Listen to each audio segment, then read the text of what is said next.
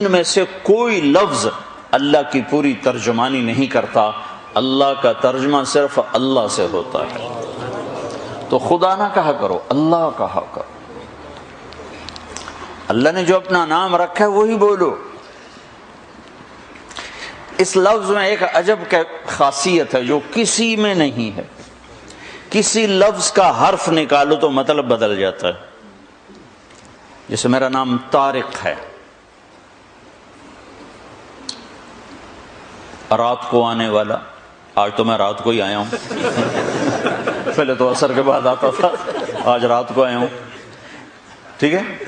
اس کا تم پہلا لفظ ہٹا دو، تا ہٹا دو، حرف ہٹا دو تو یہ بن جائے گا ارق، بے قرار رہنے والا۔ اس کا الف ہٹا دو تو یہ بن جائے گا طرق، کھٹکھٹانے والا۔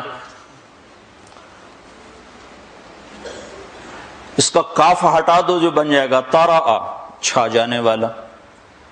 جمیل، خوبصورت۔ جیم ہٹا دو تو میل بن گیا یا میل بن گیا۔ میم ہٹا دو تو جیل بن گیا۔ یا ہٹا دو تو جمل بن گیا، اونٹ۔ یہ میں آپ کو اپنے ہی نام سے مثال دے رہا ہوں کہ لفظ میں سے جب حرف نکلتا ہے تو لفظ ڈول جاتا ہے اور مطلب کہیں کا کہیں چلا جاتا ہے۔ ایک اللہ ایسا لفظ ہے جس میں سے جو مرضی نکال لو وہ اللہ ہی رہتا ہے۔ اب یہ اللہ ہے، یہ الف، یہ دو لام، یہ ہا، میں نے یہ الف ہٹا دیا تو پیچھے رہ گیا للہ، للہ، ٹھیک ہے۔ تو قرآن کہتا ہے للہ ما فی السماوات وما فی الارض، تو الف ہٹانے سے بھی اللہ ہی رہا، ٹھیک ہے۔ اب میں نے یہ لام ہٹا دیا، پیچھے رہ گیا لہو، تو قرآن کہتا ہے لہو ما فی السماوات وما فی الارض، ٹھیک ہو گیا۔ اب میں نے یہ لام، ادھر والا لام ہٹا دیا تو پیچھے بچ گیا الہ، تو قرآن کہتا ہے وَهُوَ الَّذِي فِي السَّمَاءِ إِلَٰهٌ وَفِي الْأَرْضِ إِلَٰهٌ، ٹھیک ہو گیا۔ اب میں یہ الف بھی ہٹا دیتا ہوں، یہ لام بھی ہٹا دیتا ہوں، یہ لام بھی ہٹا دیتا ہوں، یہ ہا ہٹا کے اس کی خالی پیش کی آواز کو باقی رکھتا ہوں، ہو کو، تو قرآن کہتا ہے اللہ لا الہ الا ہو۔ یہ عجب لفظ ہے۔ ہو کہو تو بھی اللہ، لہو کہو تو بھی اللہ، الہ کہو تو بھی اللہ، اور للہ کہو تو بھی اللہ، اور اللہ تو اللہ ہی ہے۔ اللہ سے دوستی لگاؤ، پونڈ سے دوستی نہ لگاؤ، اللہ سے لگاؤ۔ جس چیز کو چھوڑ کے جانا ہے اس سے کیا دوستی لگانا۔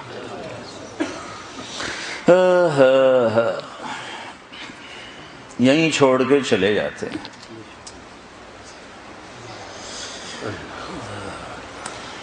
دنیا کا بہت بڑا فاتح سکندر، سکندر دی گریٹ، اس کو سکندر اعظم کا جو ٹائٹل دیا اس کے چمچوں نے نہیں دیا، اس تاریخ نے دیا۔ ہمارے تو ملک میں ٹائٹل چمچے دے رہے ہوتے ہیں۔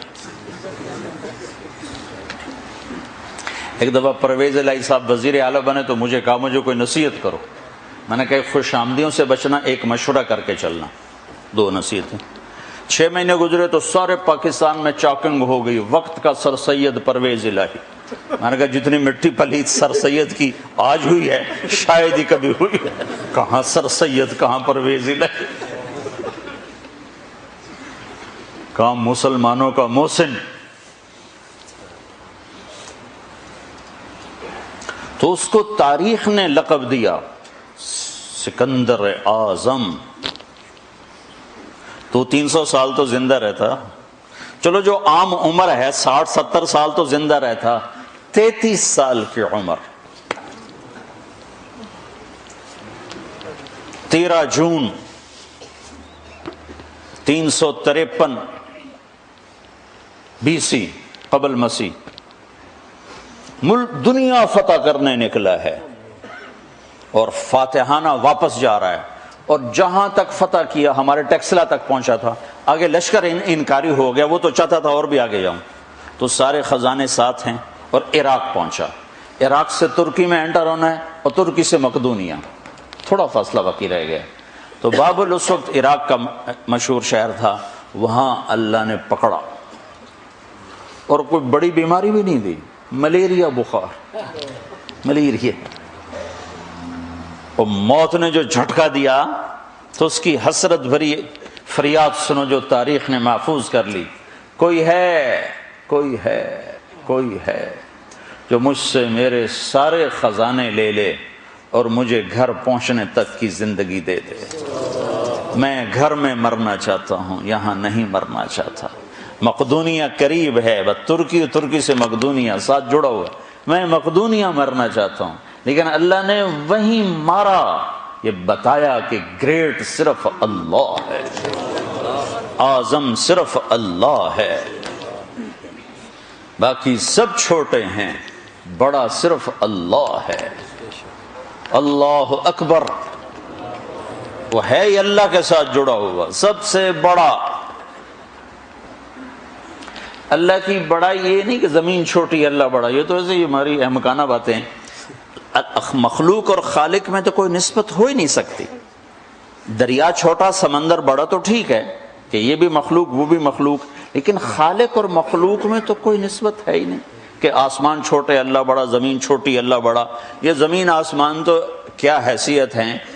موسیٰ علیہ السلام نے کہا یا اللہ جب تو نے زمین آسمان سے کہا تھا میری مانو، ایتیا طوعا او کرہن، انہوں نے کہا ہم نے مان لیا، اگر یہ نہ مانتے تو پھر کیا کرتا؟ تو اللہ نے کہا ایک جانور چھوڑتا، ساتوں زمین آسمان نگل جاتا۔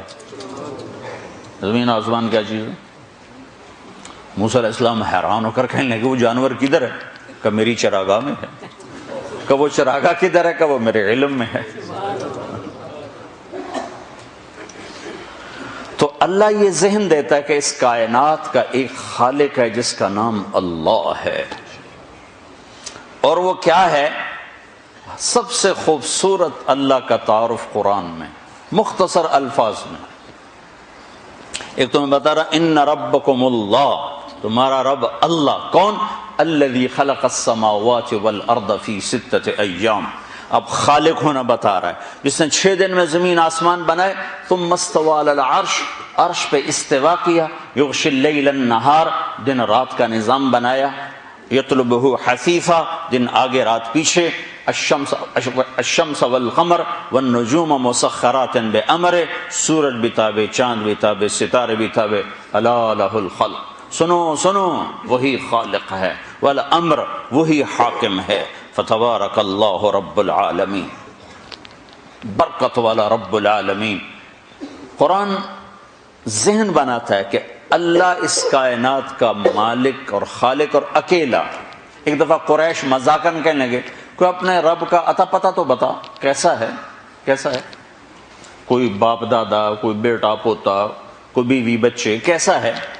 تو اس وقت اللہ تعالیٰ نے یہ سورت اتاری، جبریل آئے، 70,000 فرشتے اس کے ساتھ آئے، قل هو اللہ احد اللہ الصمد لم یلد ولم یولد ولم یکن له کفوا احد۔ ایک ہوتا ہے واحد، ایک ہوتا ہے احد۔ واحد ہمارے لیے تو کوئی خاص فرق نظر نہیں آتا، اکیلا احد اکیلا، واحد اکیلا، احد اکیلا۔ واحد اسے کہتے ہیں شریک کوئی نہ ہو۔ میں کہہ سکتا ہوں اس ویسٹ کوٹ کا میں واحد مالک ہوں کہ اس میں اور میرا کوئی شریک نہیں ہے، لیکن میں یہ نہیں کہہ سکتا اس ویسٹ کوٹ کا میں احد مالک ہوں۔ احد کسے کہتے ہیں؟ سوچنا چاہو تو سوچ نہ سکو، اسے کہتے ہیں احد۔ دیکھنا چاہو تو دیکھ نہ پاؤ، اسے کہتے ہیں احد۔ تصور میں لانا چاہو تو لا نہ سکو، اسے کہتے ہیں احد۔ اس کے بارے میں اپنے خیالات کی سواریاں تھکا دو بھگا بھگا کے، وہ تمہارے خیالات کی پکڑ میں نہ آ سکے، اسے کہتے ہیں احد۔ جس کو سمجھنا چاہو تو تمہاری سمجھ سے بالا تر ہو، اسے کہتے ہیں احد۔ جس جیسا ہو ہی کوئی نہ، اسے کہتے ہیں احد۔ جس کا مثل ڈھونڈنا چاہو تو پا نہ سکو، اسے کہتے ہیں احد۔ جس جیسا دیکھنا چاہو تو دیکھ نہ سکو، اسے کہتے ہیں احد۔ جس جیسا سوچنا چاہو تو سوچ نہ سکو، اسے کہتے ہیں احد۔